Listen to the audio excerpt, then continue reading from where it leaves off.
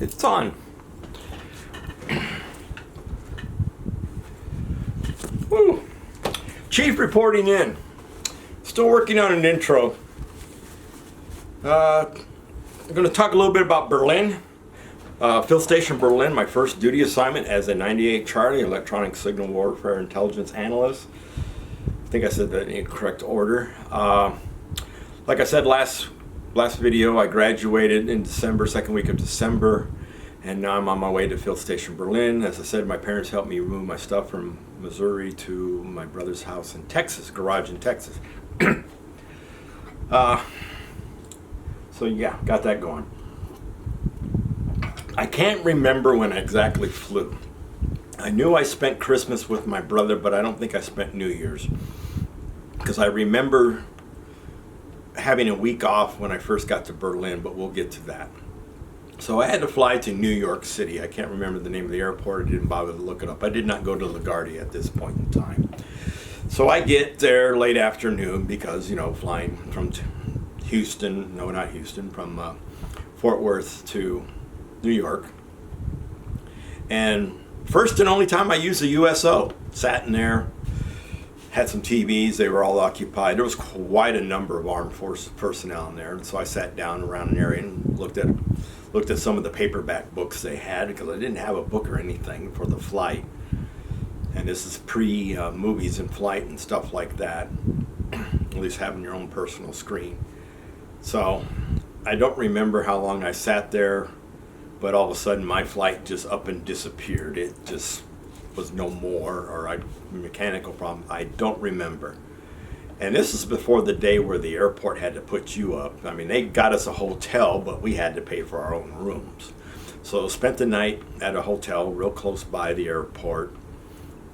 I had to use my own money, as I said, and then we got back to the airport. Finally got on my flight. Don't remember what time of the day it was. I think it was a late flight. Yeah, it was, because I had to wait all day. Maybe that's the time I spent time in the USO, was that day. So I sat on the plane and talked to the individual next to me. He was another military member. He was actually in the Army, and he was a sergeant already, and he was a sergeant in the band.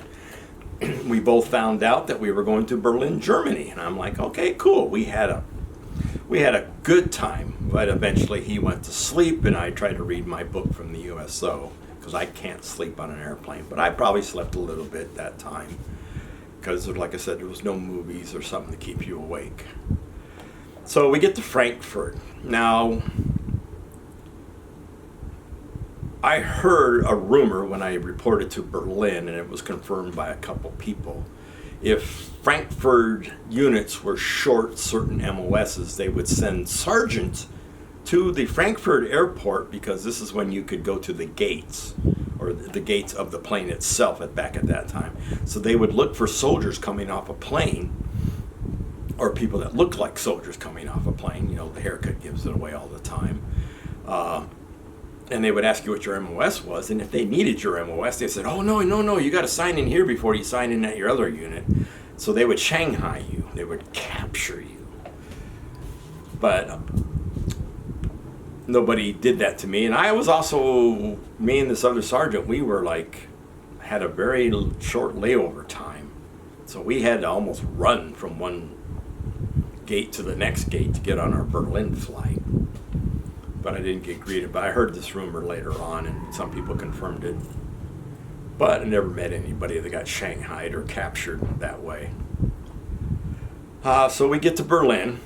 It snows all over the ground. It was nice weather for me. I love snow. And they had a band and personnel there to greet us at the airport, and they picked us all the soldiers up, took us to a in-processing station, and then they started calling around saying, hey, you got people here. Well, they call my place or my gaining unit, and they're like, oh, we weren't expecting him, so we'll send somebody over. So they finally sent somebody over, and I got to Andrews Barracks, which is also called Andrews Kaserne, because Kaserne is the German word that they use for barracks. Now, Andrew's concern was the old Prussian schoolhouse back in the turn of the century, other century, not this one. And then it, excuse me,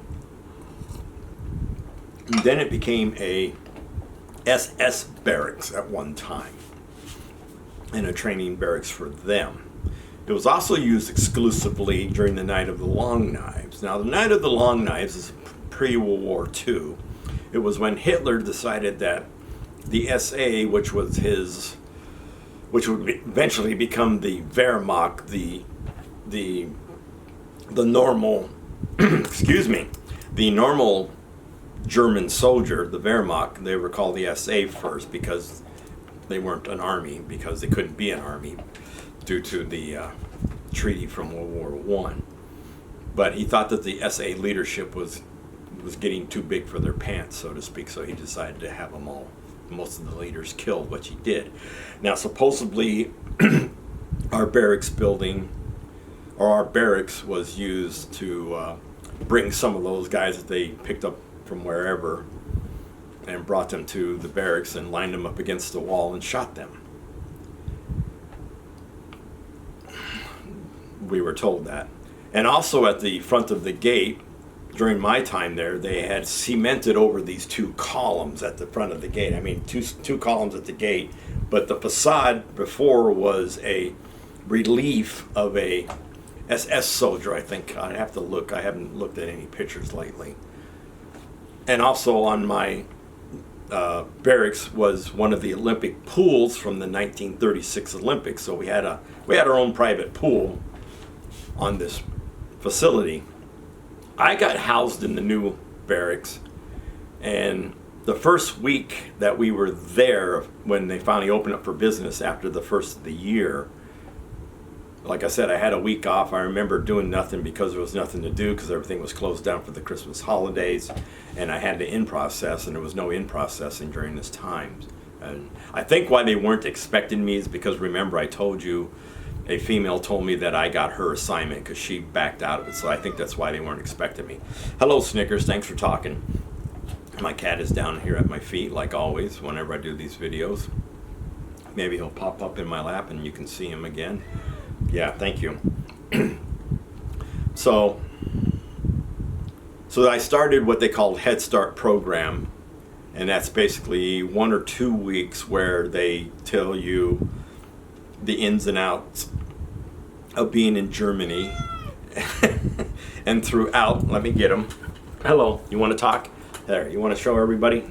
This is Snickers. He's 16 years old. You going to say hi to anybody? Nope? Okay. You're going to sit in my lap then. I won't throw you over.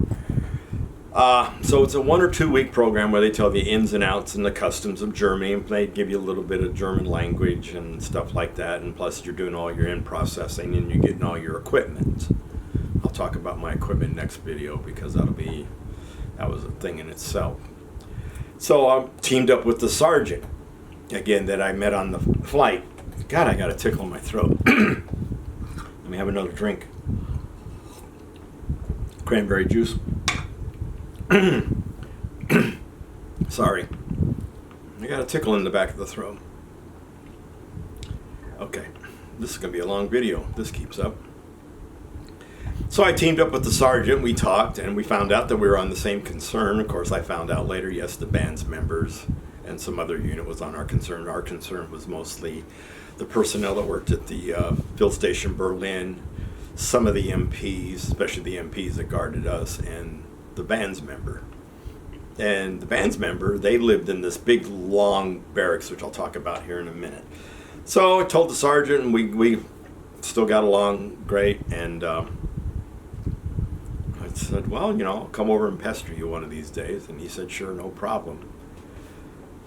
And so we did that, and then I lost my train of thought.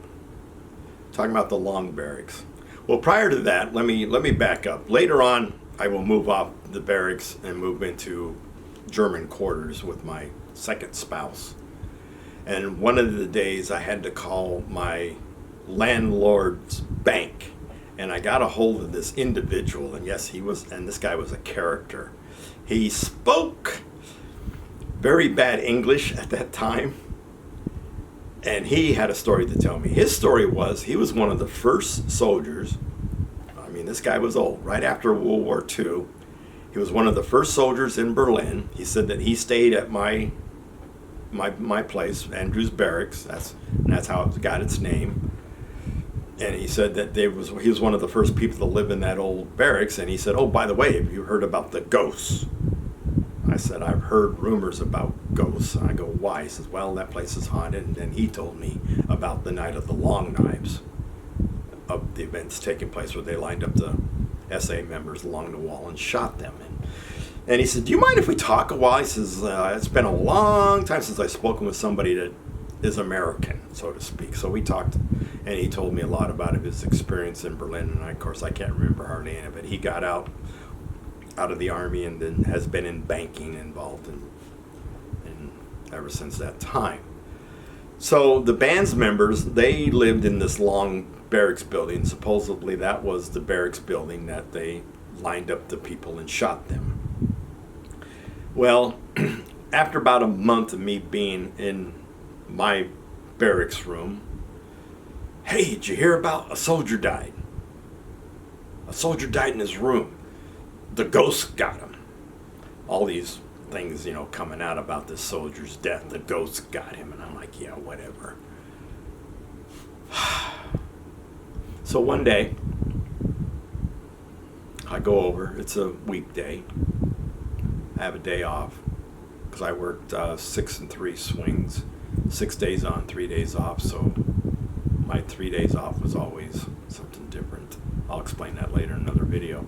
So I went over to the long barracks and I went over to the CQ desk. CQ stands for charge of quarters. Basically, it is the front desk where soldiers have to sit to greet people, soldiers, officers, delivery, all kinds of personnel. You gotta go to the CQ desk to get yourself identified so they can point you in the right direction as to where you gotta go. So I go over to the CQ desk. And I said, "I'm Specialist so-and-so. I think I was in civilian attire." I showed him my ID card. And I said, "Is Sergeant so-and-so available? Or is he at work?" And he says, "Who?" And I said the name again. And he goes, "You haven't heard?" I said, "No.